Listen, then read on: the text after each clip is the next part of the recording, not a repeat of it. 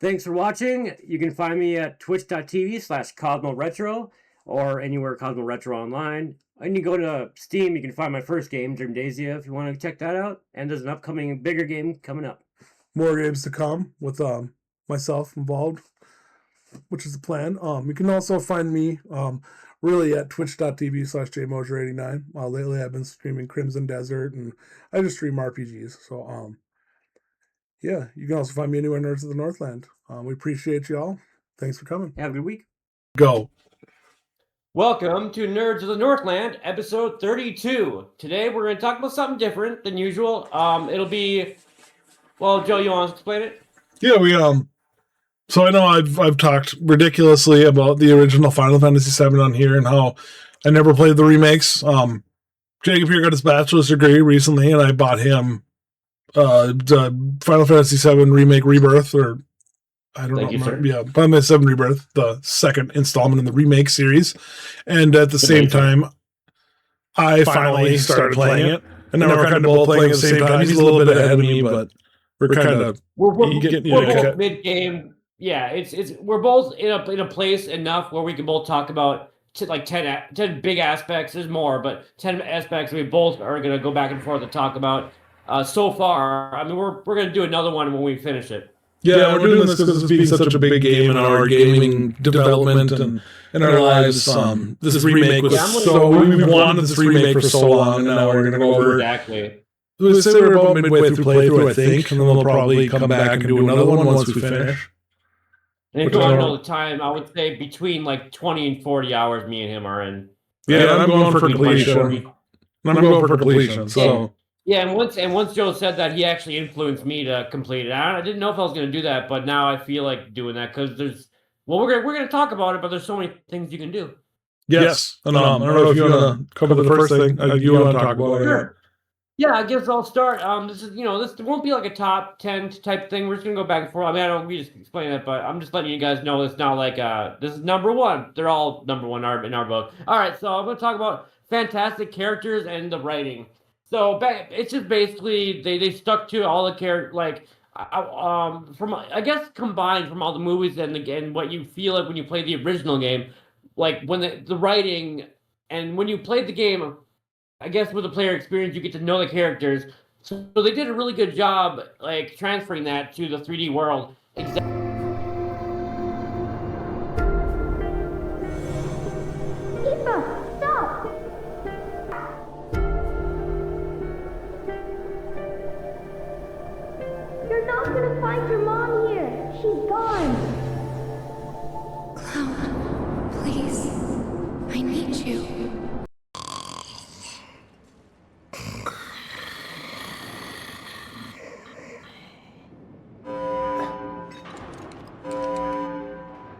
Attention all passengers, we have an emergency on board.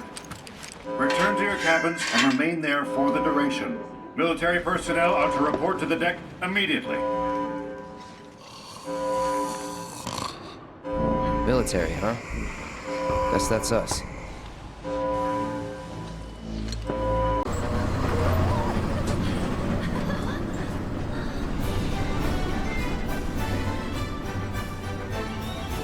Look!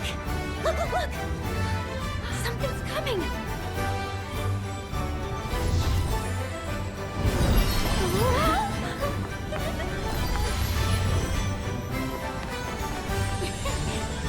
And hello to you too!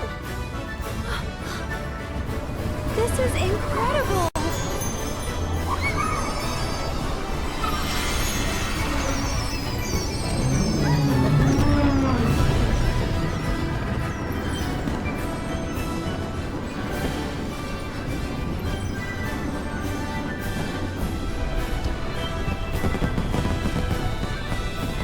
Exactly how, like Joe said, when we were a kid, we always imagined having a Final Fantasy VII world, and now we actually get to play in it. So I guess that's all I'm going to say for my number. The first one is they stuck to their ground with all the characters, and the writing is really good.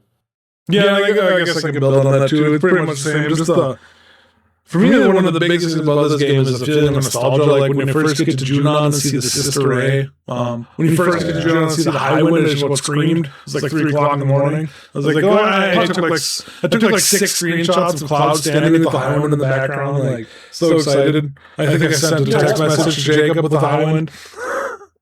Just really quick. Plus, wasn't it so cool when you're under Junon and looking up at Junon, how big it was, and you really felt like you're.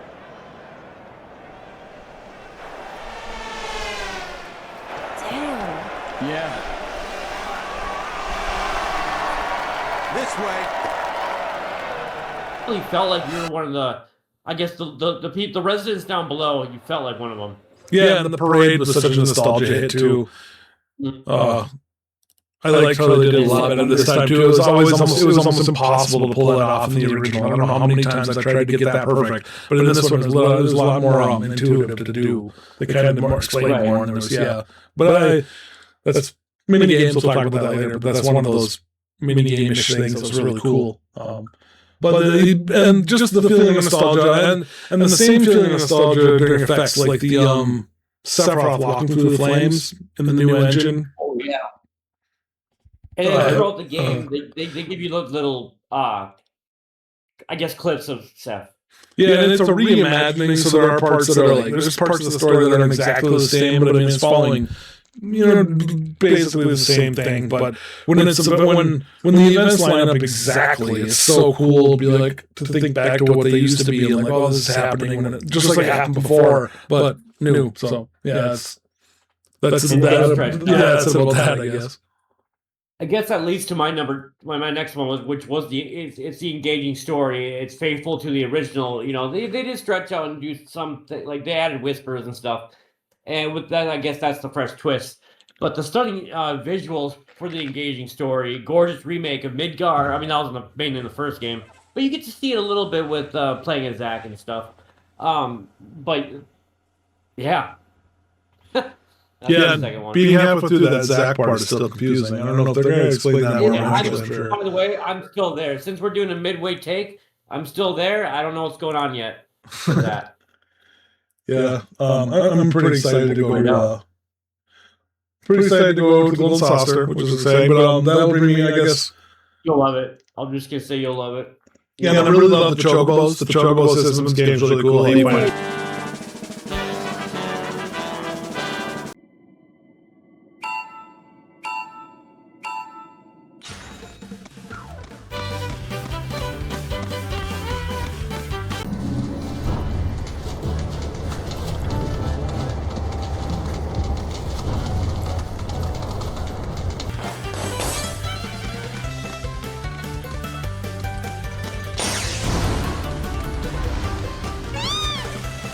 They find a Chocobo in a region and get their armor. Yeah. Right. Oh, by the way, everyone, Joe, he sent me a picture of his Chocobo armor. Oh my god, he really did upgrade the Chocobo armor. Yeah, I'm doing my best to get, and then every area's Chocobo gets that area's best equipment that I can find or whatever with the golden plumes. So that's part of the completion. Yeah, I haven't got that far yet. Chocobo armor. I guess the addictive hybrid combat is my next one. Addictive.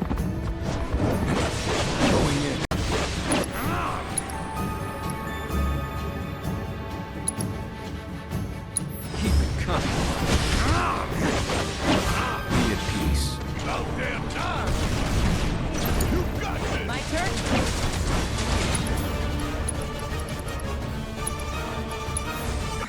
Talk about an axe to grind. What about this thing pissing us? Get your paws off of me! Bring it on. Come on. There.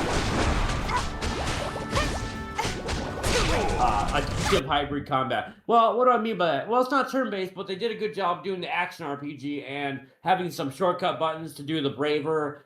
Really, oh my goodness, the Braver does like over 1,000 damage where I am, and it's just, I don't know, there's something about doing it every time that makes it feel good. Yeah, that's got to be my most used attack for sure. I don't use it. I mean, I even have enemies on Cloud. I don't use it very much. Yeah, I usually just use myself too, yeah. Well, and part of what we're talking about combat, what I really like is like, just like the original remake did, they kind of hold your hand at first and give you easy battles and explain to you exactly easy ways to do it. But I'm getting to the point now where you need strategy or you're just going to lose. Like, it's not just attack, you win. It doesn't work that way after a while. The last one I'll talk about later on will be bosses, and that's exactly what Joe's talking about, and I'll get there. But yeah, man, you gotta think about strategy. Yeah, and aside from the combat, in between the battles, I really love the depth of the exploration of this game, the way that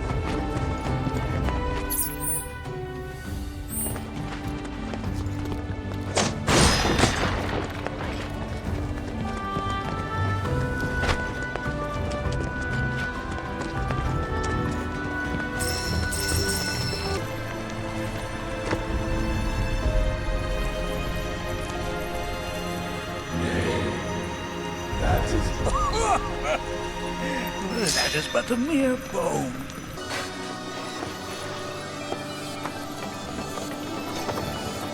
Do you think the others are gonna be okay? These tracks seem about ready to fall apart. I have a feeling they'll hold for a while yet. You do? Of course. I'm standing on them, aren't I? this game, the way there's... to me, it feels like the calm... Every area feels about the size of the calm lands from FF10.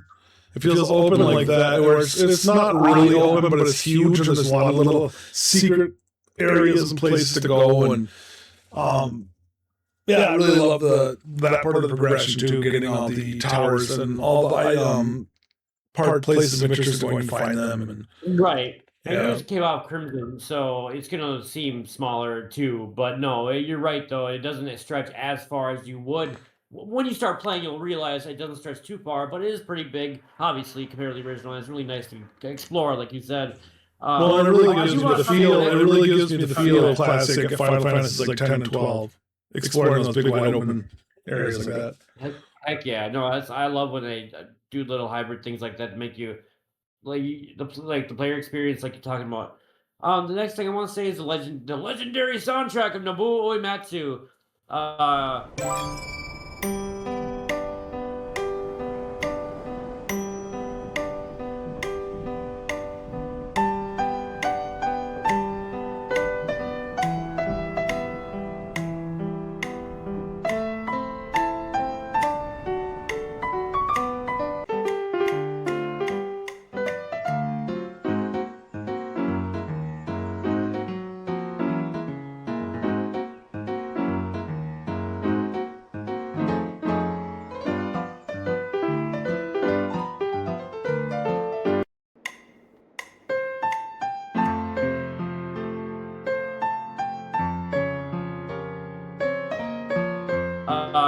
His classic brilliance, man. Oh my goodness.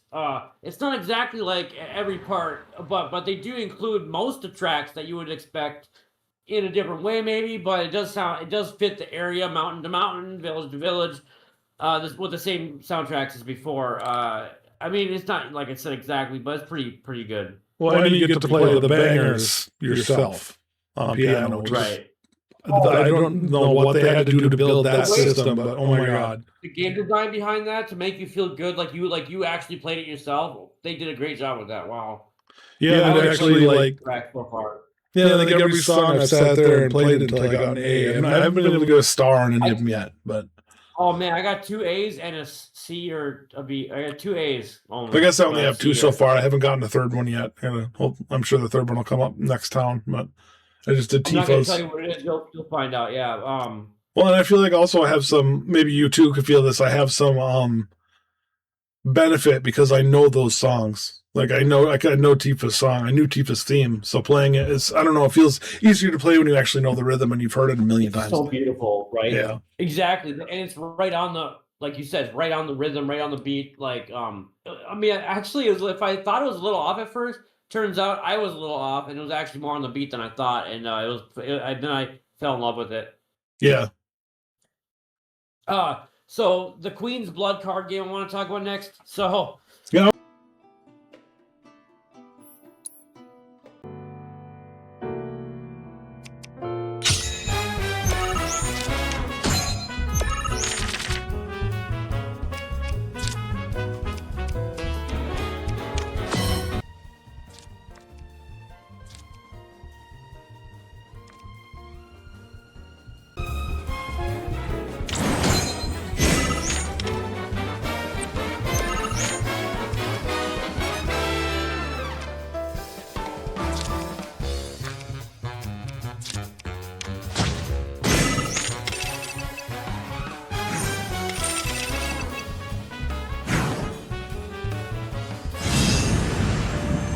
just the card game is awesome. The Queen's Blood card game is a lot of fun, and the challenges they have. It's really interesting the way they built the system.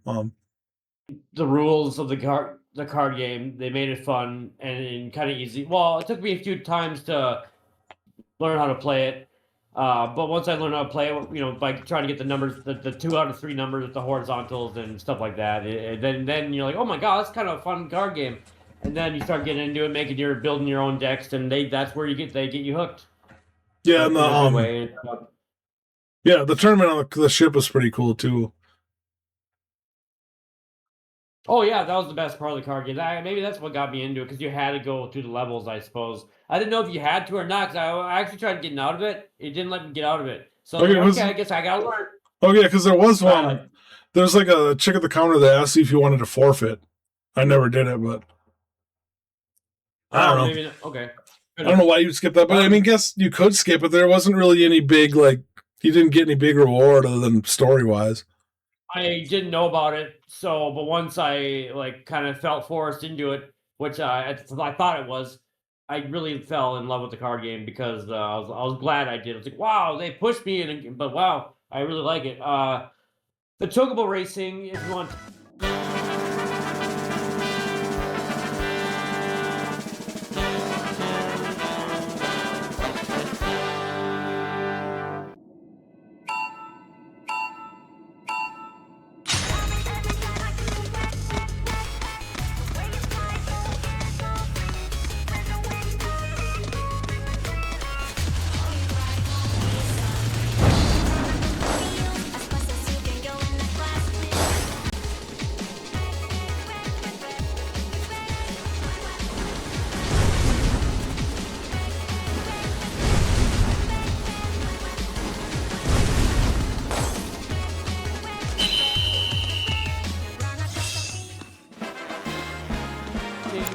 Talk about that next. Yeah, they got that down, and fun, and the warps, and those chocobos are so damn cute, dude.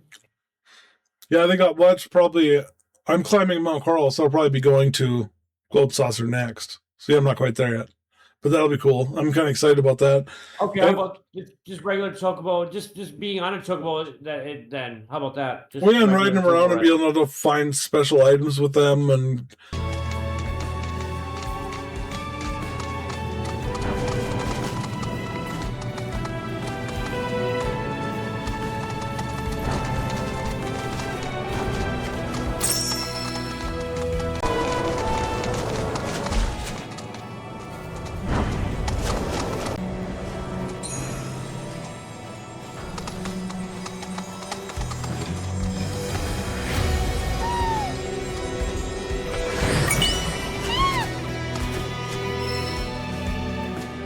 Having the black chocobo in the second area that can climb the cliffs was kind of cool.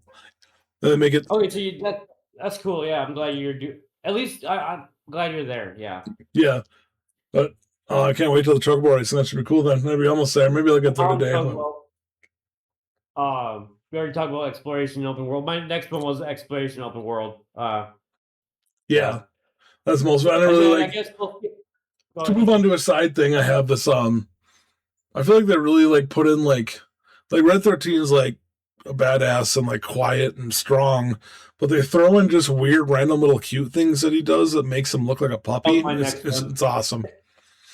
Red 13 puppy moments, and I need to see your manager moment made me laugh so hard. Yeah, he's hilarious. I mean, I said that to Joe many times already, but if you know what I'm talking about, everyone listening, he was just like a Karen, and it was funny. Yeah, Cosa del Sol. Actually, I always forget that part comes before. I always forget that happened in that part of the game. I don't know why I was. He goes like this. He goes, "I want to see your manager," like that. It's just what the fuck. All right. So my last two are just player experience and the bosses. If you want to talk. Let's go.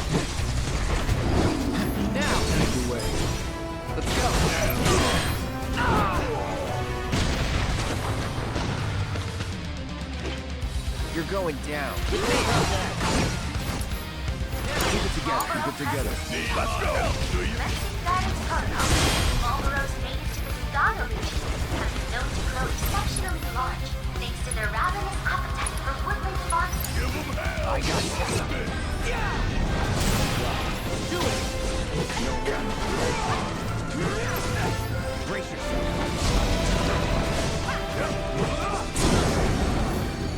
You want to talk about something? I do want to talk about the bosses next. Yeah, they are pretty cool. I mean, especially Genova for sure, and the summon ones. I haven't fought Alexander yet, but I have fought all the other ones. I'm making sure I get all their information before I fight them. Right. In a game design way, the bosses were like the exact amount of HP to make it last, while a third and 1/4, 1/2, and 3/4 of the boss fight, something happens where there's like a dramatic moment, the boss gets bigger, something happens, gets harder, and the music changes. Okay, I don't know how many people, I'm sure most people have noticed, but the music does change dramatically every time that happens within the boss battle, or maybe not all bosses, but a lot of them, the music does that, and it's so cool. And then there's mega bosses where it actually has the boss battle music. Yeah, I like a forgot the really name. cool updated version of the boss battle music. Right. That's all I want to say. It makes you feel like it's just exhilarating, and your adrenaline goes up. Yes, and I know for sure the Genova boss battle was amazing, and the way it was just huge, and yeah.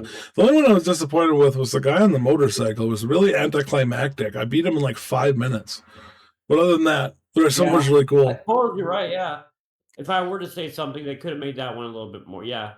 Yeah, going through the battle simulator. Second phase, I think, but yeah. Yeah, and going through the battle simulator and fighting all the upgraded enemies and the waves of them and not being able to use items is really cool. That was my next thing. So you have more experience doing that. Yeah, that was one of the last two things I'll talk about is the progression in the game. Is it's really satisfying. Like, it's satisfying to go find the data on the map. It gives you a reason to go explore and then go back and forth and go back out and actually do the quests. And you get rewards for doing better in the mini games. Good rewards, like very helpful rewards, and so it really makes it feel like you accomplish something every time you finish something.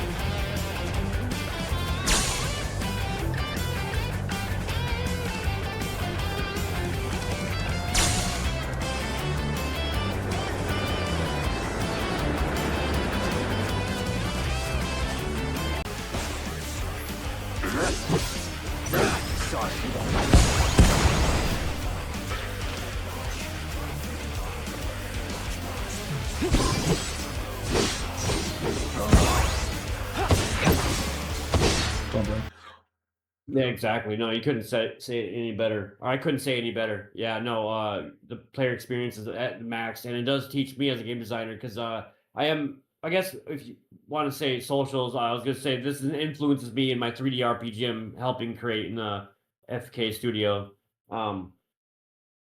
They accepted my map, and it's going to be turned into a big 3D thing, and I told them in the meeting yesterday, I'm influenced by Rebirth because of how they make the dungeons, and then I mentioned Dark Cloud, and once I mentioned Dark Cloud, there was a few. The lead game designer was like, "Oh my god, I love Dark Cloud." Yes. Sorry, side topic. You can find me at Cosmo Retro, twitch.tv/Cosmo Retro, Cosmo Retro everywhere. That's it. Yes. Jacob LeRoux. Yeah, and we have a cutaway. I don't know. Maybe we should update the cutaway with your new stuff on it. But I forgot about that. I'm sorry, Joe. I kind of forgot about that. Well, and the only thing to finish up with is mini games. There's a lot of really cool mini games. Like the mini games were few and far between in the original. They weren't very cool. Like, these ones are worth going back and doing again. They're all really cool. There's like a shooting one. There's one where you play like a. We need to talk about the yeah, there's like a soccer type game. The box one. The box. You had to hit a bunch of boxes with your sword. That mini game. Oh, I'd have to go back. Points. Yeah. Well, then there's like the soccer game with Red 13. And then there's so much of this game. We'll have more on this when we come back to it, I guess. The trike things, or the bike things in Costa del Sol, the segways you can ride around town and get. You get rewards for the more you ride it, which is really cool. But yeah, like you said, thank you very much for coming. We did a little differently this time. For another 50 hours. Yeah. Well, we'll definitely check back in once we finish it, but we're definitely enjoying the game, and I think it goes without saying we both absolutely recommend this game to anyone who wants it. I think it's not actually on sale for $50 right now on Steam, so worth it. Get it, yeah. Yeah. And I have my first game, Dream Daisy, on Twitch, on Steam. If you want to go see it, you'll buy it. First ever game released on Twitch. Just kidding. Steam, Dream Daisy, Lost Legacy coming. Cosmo Retro. Like and subscribe.